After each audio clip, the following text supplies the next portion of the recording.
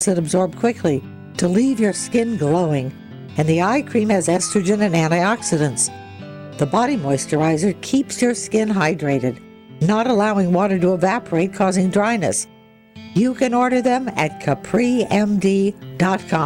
That's CapriMD.com. These products work.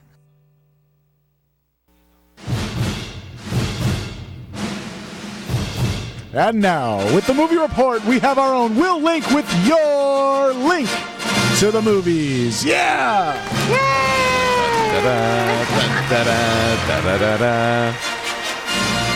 I love it. I love it.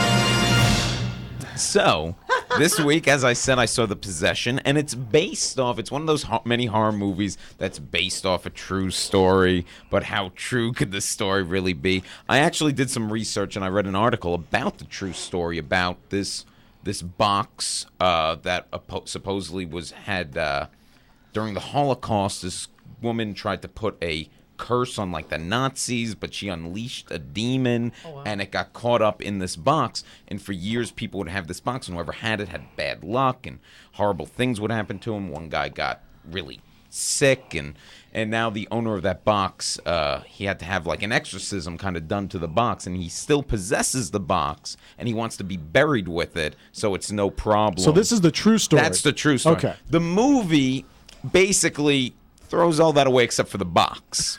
And it's about loosely based on a third. Loosely based. The movie's very much goes in the same kind of way that The Exorcist goes. There's this family. The father is played by Jeffrey Dean Morgan, who I'm a fan of, and Kira Sedgwick plays the mother, and they're I like her. Yeah, she's great. And they what helps ground the movie is they play a couple who are in the middle of a divorce, and the kids are kind of, they're struggling with it and everything. And the film takes a lot of time building up these characters. Then when the little girl gets this box, she starts to become possessed. And then it's very much like The Exorcist in that way. And then, since 1973, there have been a ton of Exorcist ripoffs. In recent years, we've had some pretty subpar ones like Exorcism of Emily Rose or The Last Exorcism. This is one of the better ones. This is one of the better Exorcist-type stories. I think a lot of it has to do, it's produced by Sam Raimi, who he does a lot of great horror films, and he also has a sense of fun about his horror films. Like, there are great creepy music cues. Well, now, Sam Raimi, didn't he do like those Evil Dead type films? He did the Evil Dead movies. He didn't direct this, he produced this one, but the last movie he directed was Drag Me to Hell, which was that's a good one. That's a fun horror film. I like he that. He knows how to have a good time with the scares and stuff. And this film, you could tell it has that kind of touch on it. The one thing that I would have liked that I didn't get from it was a little more history on this demon and the rabbi who has to perform the exorcism, this played by Matisyahu. Oh, interesting. Yeah, interesting. Who is that? He's like a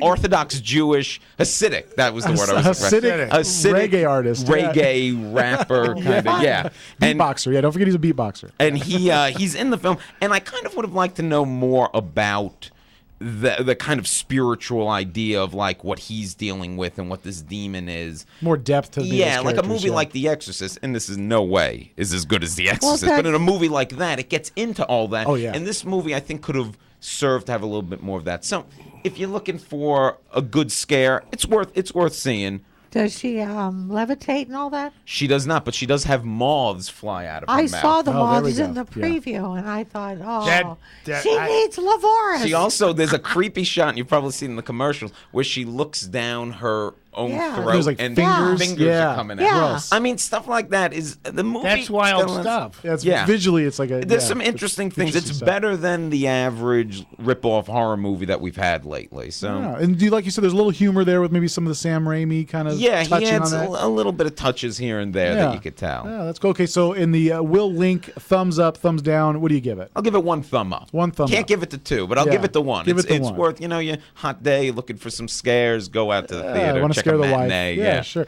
Now, of course, movie season after the summertime movie season kind of takes a little hiatus. We're kind of in the doldrums. Yeah, right the now. doldrums starting out. Now, what are we going to be looking forward here coming up after movie season? Well, look, the fall movie season's going to start soon, and that's when you get a lot of the big prestige movies. Ah, there we go. In a few weeks, I'll be reviewing The Master, which is Paul Thomas Anderson's new film, who yes. did There Will Be Blood. I'm very excited about that.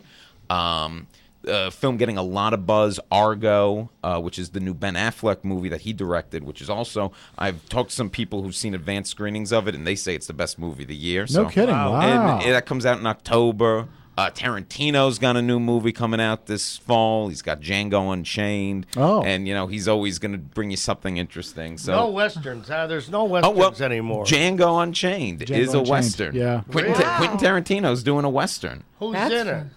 Jamie Foxx, Christoph Waltz, Leonardo DiCaprio. Oh, that's an all-star It's got cast. a big great. cast. Big cast. Now, Django, that kind of comes from a Japanese anime, doesn't it? It's like an anime thing that it kind of comes from? Or? No, this is more. I think it's loosely based on the idea of these Western exploitation films from the 70s that were Django. Django he did that with Inglourious Bastards. Sure. Yeah, I love that movie. Oh, that's great. one of my favorite movies of the I love last that 4 or movie. 5 years. Yeah. I thought that was phenomenal on every level. So hopefully he can.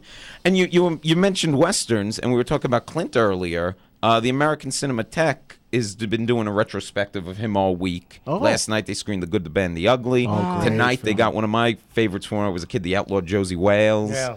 Is playing. Are they doing all country western? a lot of his Westerns. westerns and Okay. stuff like that? So no Dirty Harry. We won't be seeing any Dirty Harry. I'm No, guessing. but Unforgiven they're screening too. That's a So a great lot flick. of great Yeah. ones, a lot of great Clint movies. Well, Will, we appreciate your time and your insight into the movies, and thank you, my man. Great stuff. Thank you. Yeah. Did anybody see the remake of Coma that started last night on A&E? No. Remember Coma with Michael Douglas? Yeah. They redid it. In fact, the Ridley Scott and Tony Scott, God rest his soul, they produced it. No kidding. And the first part was on last night on A&E, and the second part is on tonight. I gotta check. I gotta DVR that then. Check it Yeah. out. Yeah, that's Yeah, it's great. interesting. Ridley Scott involved in that too. Absolutely. Wow. Guys, stick around. Final segment coming up of the PM show with the Manettis. Taking your calls 800-336-2225. Hang in there, RG. We'll be back. We'll be back, buddy. Hang in there. We'll be back. Right after these messages.